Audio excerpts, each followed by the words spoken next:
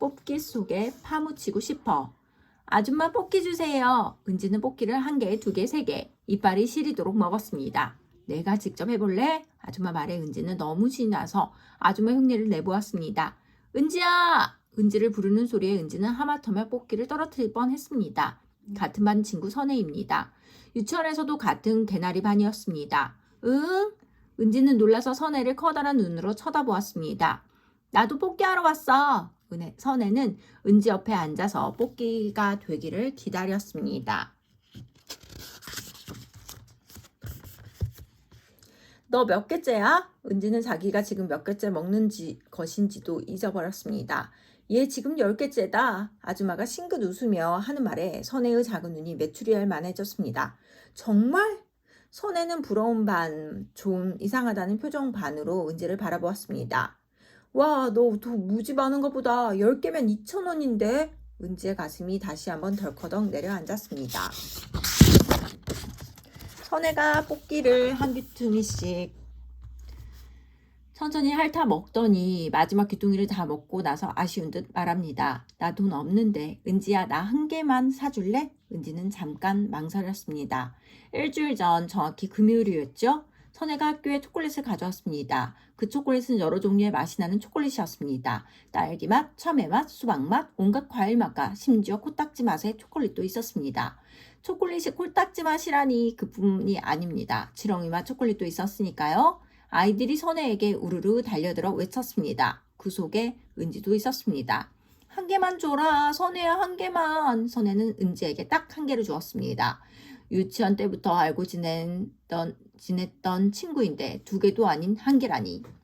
은지는 식초 맛의 초콜릿 하나를 먹었습니다. 평소에 싫어했던 신맛이 그날은 얼마나 맛있던지 입 안에 남은 신맛이 없어지는 것이 아쉬울 정도였습니다. 그 생각이 들자 선혜가 약간 밉살스러웠습니다. 뽑기를 사줄까 말까 고민하고 있는데 자기의 눈을 간절히 쳐다보는 선혜의 눈이 약간 불쌍해 보였습니다. 선혜의 눈을 간절히 바라보며 초콜릿을 1개 더 달라고 했던 자신의 모습이 떠올랐기 때문입니다. 은지는 결심한 듯 또박또박 말했습니다. 응, 1개 사줄게. 우와, 정말 고마워. 선혜는 1개를 먹고 다시 입맛을 다셨습니다. 1개 더 사줄까? 은지가 묻는 말에 선혜는 자리를 털고 일어나며 말했습니다. 엄마한테 혼나. 딱 1개만 먹으라고 했거든. 나 가서 밥 먹을 거야. 선혜는 은지에게 손을 흔들며 밖으로 걸어 나갔습니다. 순간 은지도 집에 가고 싶어졌습니다. 하지만 주머니 속에는 아직도 돈이 많이 남아 있습니다. 돈을 다 쓸 때까진 집으로 못 갈 것 같습니다. 어떻게 하지? 은지는 슈퍼에서 초콜릿 1개를 사들고 밖으로 나왔습니다. 코딱지 맛을 찾아서 먹었습니다. 약간 짭조름하면서 구수한 맛이 났습니다. 어느새 해가 서쪽으로 달름박질 치고 있었습니다. 깡패 오빠. 은지는 주머니 속 돈이 잘 있는지 손으로 확인해 보았습니다. 아까보다 얇아진 종이돈과 끼리끼리 엉겨붙은 동전의 우둘투둘한 느낌이 느껴졌습니다. 맞은편에서 은지보다 1살 정도 많아 보이는 뚱뚱한 남자아이가 만화책을 읽으며 걸어오고 있었습니다. 그 아이는 아예 앞은 쳐다보지도 않고 만화책에 얼굴을 묻고 있었습니다. 워낙 습관이 되어서인지 넘어지지 않는 것이 신기해 보였습니다. 순간 은지의 머릿속에 만화책이 떠올랐습니다. 엄마는 만화책을 못 읽게 해서 은지는 짝꿍 민경이가 갖고 온 만화책을 흘끔흘끔 어깨너머로 본 적이 있습니다. 은지는 돈이 생긴 이참에 만화책을 1권 사고 싶어졌습니다. 그러나 걱정이 앞섰습니다. 다 본 다음에는 어떻게 하지? 버릴까? 물건을 엄청나게 아끼는 엄마가 알면 큰일입니다. 물론 돈을 훔친 것을 알면 더욱 난리가 나겠지만요. 엄마도 어렸을 때 만화책을 즐겨보았다고 했는데 은지가 만화책을 보는 건 왜 싫어하는지 모르겠습니다. 요즘 만화책은 좋은 것이 없어. 학습 만화책 빼고, 학습 만화책만 빼고 엄마가 딱 잘라 말하는데 은지는 할 말이 없었습니다.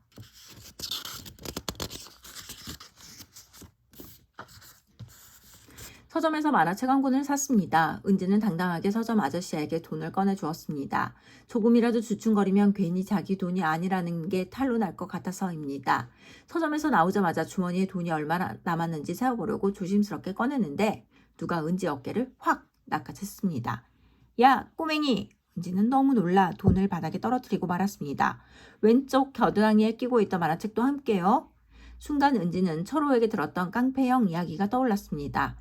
철호가 엄마 심부름으로 슈퍼 가는 길에 깡패형에게 돈을 뺏겼다는 말을 듣고 얼마나 무서웠는지 모릅니다. 철호는 그 말을 하면서 그때의 기억이 살아나는지 입술이 얼음처럼 빳빳하게 굳어가는 것 같았습니다. 그 영이 다리를 꼬고 담에 기대 서서 침을 탁 뱉고는 야 꼬마 돈 좀 내놔봐 그러는데 진짜 무서웠어. 아이들이 철호 이야기를 들으려고 그 주변을 에워싸면서 눈을 동그랗게 뜨고 물었습니다.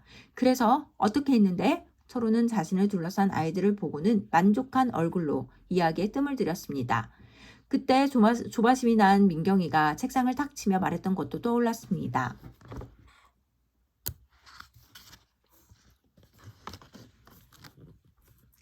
그래서 어떻게 되었는데? 철호는 침을 꿀꺽 삼키며 말했습니다. 눈을 딱 감고 무조건 뛰었지. 철호와 가장 가까이 있던 준호가 긴장된 목소리로 물었습니다. 그래서 결국 돈을 뺏겼어, 안 뺏겼어? 철호는 한 번 더 숨을 크게 쉰 다음 천천히 말했습니다. 그 영이 막 쫓아오더라. 민경이가 답답해서 더는 참을 수 없다는 듯 철호의 팔을 잡아당기며 물었습니다. 돈은? 뺏겼어. 에이! 아이들이 모두 실망한 듯 한숨을 쉬었습니다. 조용히 듣고 있던 은지가 다시 물었습니다. 다 뺏겼어? 아니, 형 앞에 1,000원만 던지고 냅다 도망쳤어. 나머지 1,000원은 주머니 속에 있고. 이야, 정말 잘했다. 정말 잘했어. 너 그 돈 안 줬으면 그 형한테 맞을 뻔했는데. 준호가 큰 소리로 말했습니다. 그날부터 철호는 은지 반에서 영웅처럼 되었습니다. 지금 그 사건이 은지 머릿속으로 영화 필름처럼 돌돌돌 돌아가고 있었습니다.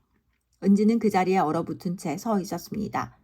그 사이에 은지를 꼬맹이라고 불렀던 남자는 은지가 떨어뜨린 돈과 만화책을 줍느라 허리를 굽혔습니다. 아, 이렇게 해서 내 돈을 뺏기나 보다. 나쁜 오빠. 오빠도 아니야. 나쁜 깡패. 그 생각을 하는데 은지 머릿속으로 또 다른 생각이 떠올랐습니다.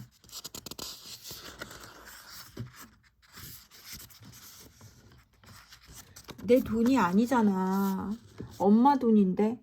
엄마가 알게 되면 화내실 텐데 어쩌지. 그 순간 돈과 만화책을 주워든 깡패가 은지 얼굴을 쳐다보며 싱긋 웃었습니다. 아, 깡패가 다정하게 웃다니. 다음 순간 더 놀라운 일이 벌어졌습니다. 깡패가 돈과 만화책을 은지에게 건네주며 말했습니다. 야 꼬맹이 내 돈이잖아. 떨어뜨려서 주워주는데 뭘 그리 놀라니? 그제야 은지가 정신을 차리고 보니 그 남자는 깡패가 아니라 은지네 옆동에 사는 엄마 친구의 아들 재석 오빠였습니다. 은지는 잠깐이나마 재석 오빠를 돈 뺏는 깡패로 오해한 것입니다. 재석 오빠는 은지를 항상 꼬맹이라고 불러서 은지가 조금 싫어하기는 해도 멋진 오빠입니다. 사실 은지가 반에서 두 번째로 작은데 그것이 은지 약점이라며 누가 꼬맹이나 땅꼬마라고 부르면 은지의 콧마루에 주름이 세로로 잡힙니다. 싫다는 뜻이죠. 재석 오빠는 은지보다 4살 많은 5학년인데 작년만 해도 커서 오빠와 결혼하고 싶다고 생각한 적이 있습니다. 잘생긴 데다 노래와 춤을 진짜 멋지게 잘 추기까지 했으니까요. 엄마 동창회 모임에서 가족들이 모였을 때 재석 오빠가 춤을 추면서 노래를 불렀는데 가수 뺨치게 잘 불러서 그날 은지는 커서 재석 오빠와 결혼하겠다고 생각을 한 것입니다. 그래서 한동안 오빠만 보며 얼굴이 발그스름해져서 일부러 피한 적도 있습니다. 그런 은지 심정도 모르고 오빠는 자꾸 은지를 꼬맹이라고 불러서 아주 속상했습니다. 그런데 알고 보니까 재석 오빠는 은영 언니를 좋아하고 있었습니다.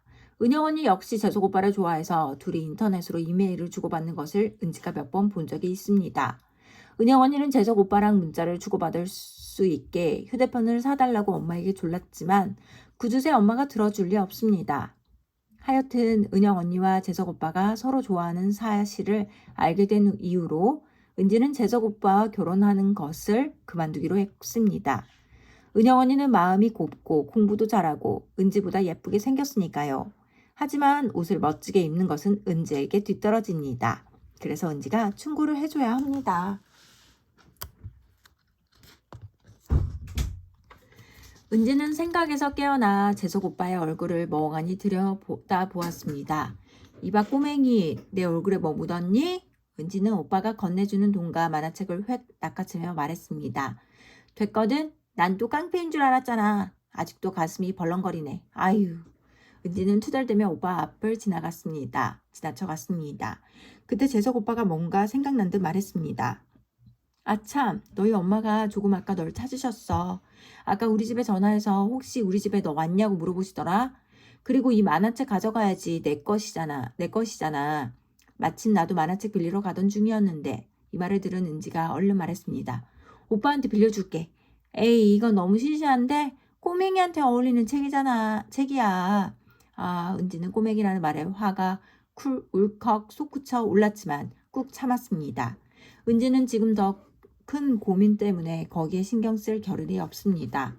게다가 재석 오빠를 만화책 가게 앞에서 만나고 오빠가 돈까지 주어주었으니 만약 엄마 뒤에 들어가면 어쩌지? 은지는 시무룩한 표정으로 고개를 떨구고 걸었습니다.